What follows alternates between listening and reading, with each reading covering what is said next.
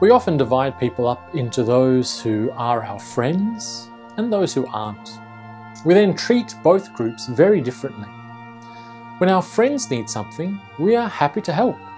But when others want something from us, we turn away, pretend not to hear, or find reasons not to help. While sadly it's normal for us to behave this way, the good news is that Jesus doesn't act this way at all.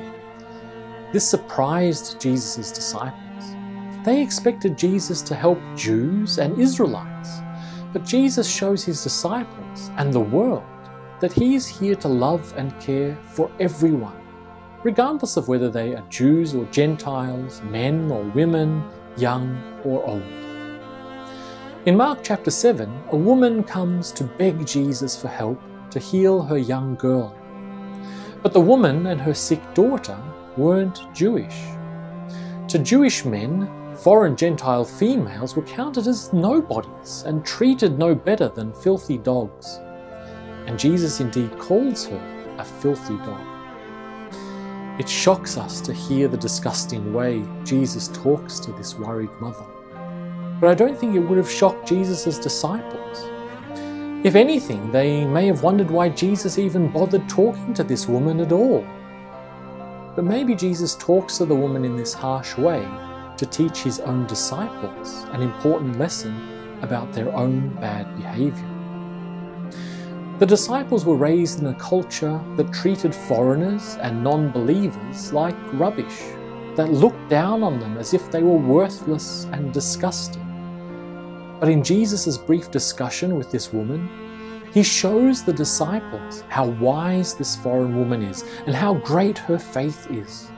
And in front of the disciples, Jesus allows this foreign woman to win the argument and change his mind.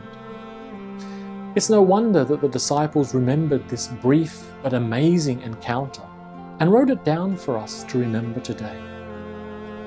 Because here in this story, Jesus starts to teach the disciples an important lesson that they don't fully grasp until after the resurrection.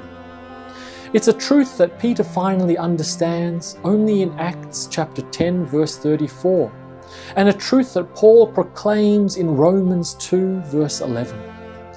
That wonderful truth is that God does not show favoritism.